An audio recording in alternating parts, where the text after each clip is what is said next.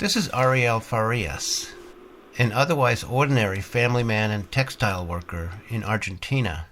He found that he could perform psychokinesis, moving objects without using his muscles, by placing his hand or both hands lightly on the top surface.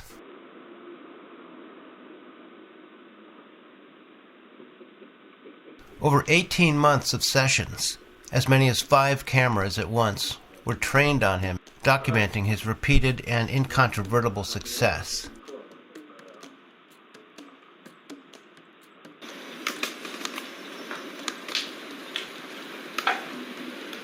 It's quite dynamic.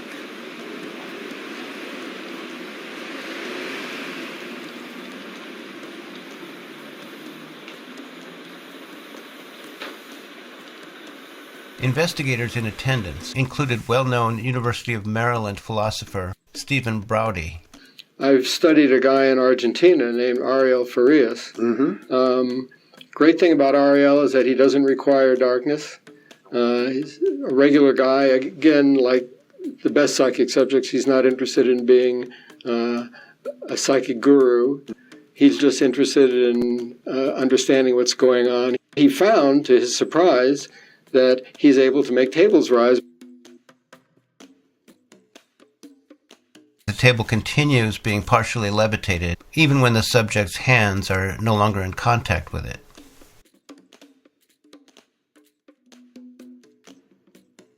It was back in graduate school, and one day, it was a slow day in Northampton, Massachusetts, and some friends stopped by and they said, let's play this game called Table Up. They didn't know anything about parapsychology, just as I didn't. And they said this was a lot of fun, and when it worked, it was really cool. And so it was my apartment, it was my place, it was broad daylight, it was my table. And for 3 hours, I watched the table. It didn't fully levitate, but it tilted up dramatically under our fingers. We could be standing next to the table, and the table would rise under our fingers. No legs were pushing it up. No people were pulling it up. I can say my friends were not practical jokers. Not even sure they had a sense of humor. And if one of them left to go to the other room, the table still would tilt under our fingers, not in the direction that you would have expected if it had been manipulated physically by one of us. I didn't know what to make of it at the time. It just scared the hell out of me, and I put it out of mind until I got tenure. You found it frightening? Yes, because I didn't know what it was. Do your friends find it frightening? No. They thought it was just a game? Yeah. Now, it has surprised me to learn that accounts of such partial and even full levitation go back centuries, and were documented as soon as cameras came on the scene. I have a proposal about the physics that permits such a thing to occur, about how to make a solid object temporarily lighter than air. Let's take the long view for a moment. Back in the day, natural philosophers believed that along with the 4 familiar elements, fire, water, earth, and air, there was an unseen 5th element called ether, a primordial substance too fine to perceive. It's where we get the word ethereal, but a necessary essence of the life force. The gods of old were said to live and breathe in this medium just as mortals do with ordinary air. Modern science, of course, outgrew and eradicated such a quaint mystical notion, unable to detect any such thing as ether with their instruments. Yet, as we know, still more modern science has now, rather ironically, had to reinstate a version of the same concept. Today, physics estimates by its gravitational effect that this dark matter is 6 times more abundant than ordinary matter in the universe, and even within the room you are sitting in at the moment.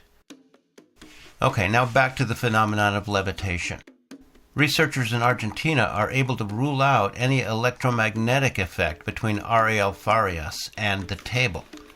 Something seems instead to be occurring within the table itself, changing its makeup, causing it to become buoyant. Stephen Braude experienced this elsewhere, too. One medium I studied in Germany, Kai Müge, I wouldn't endorse all of his phenomena for reasons I've explored in various publications, but the table levitations, I'm convinced, are genuine, and some I have video recorded under infrared.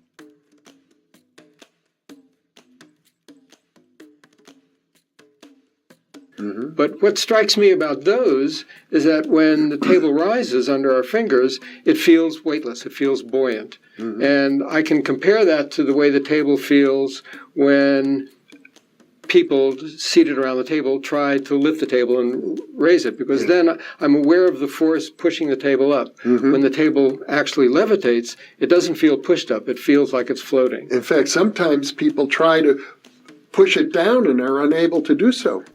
Now, just as ordinary air is lighter than water, these tables across the years must be achieving brief flotation by being infused with something lighter than air.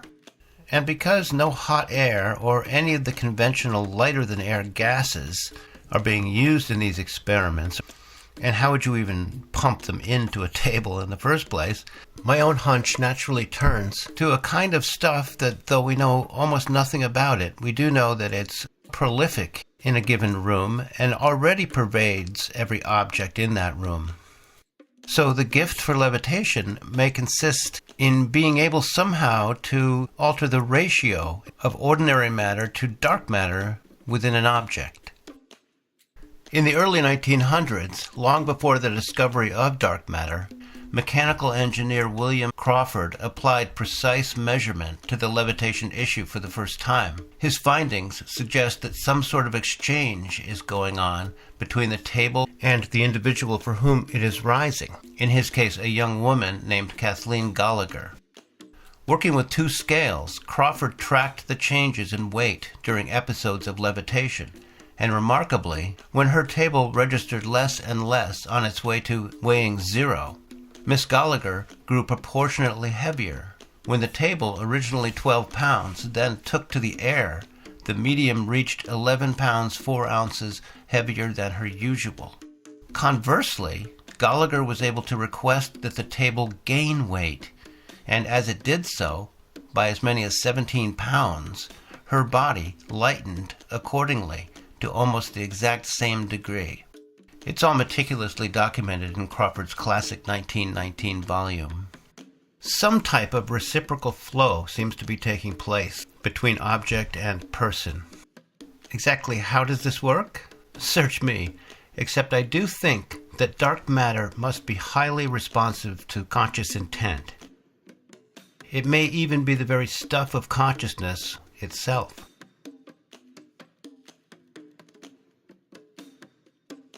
You might be surprised that I'm pairing telekinesis with the age-old phenomenon of cold spots experienced in haunted houses.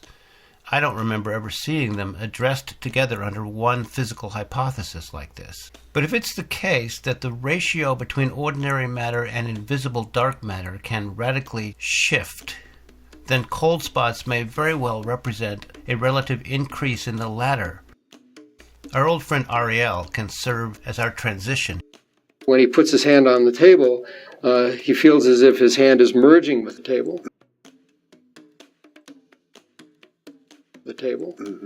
And interestingly enough, his hands and forearms get quite cold when all this happens.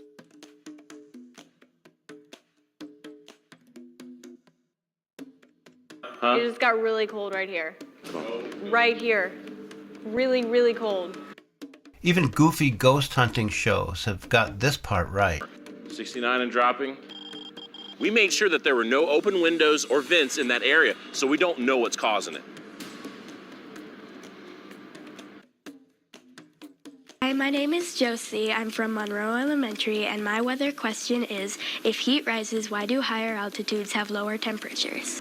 Well, Josie, it's because of air pressure. With altitude, pressure drops. Air molecules are farther apart, and therefore we have less heat, also called kinetic energy. In a cold spot in a haunted house, say inside a room, my hunch is that the air pressure there has also dropped. Ghost hunters should take barometers with them, right? We might call this room enspirited. Very low-density dark matter is sort of aspirating into our ordinary air in an abnormally high proportion, resulting in an overall drop of pressure and symptoms in people that actually mirror altitude sickness: nausea, headache, disorientation. I don't feel good in this room. You okay? Rochelle was starting to feel sick.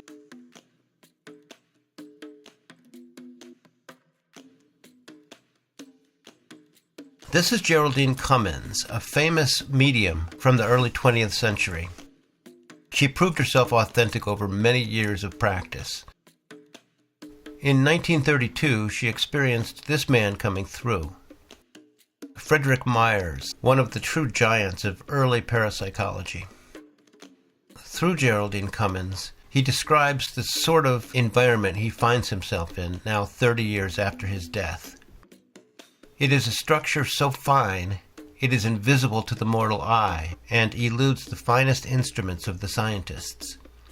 Ether is a bad term, but I cannot find another word to define that air or, I would rather say, fluid or emanation. It is the ancestor of matter as we know it.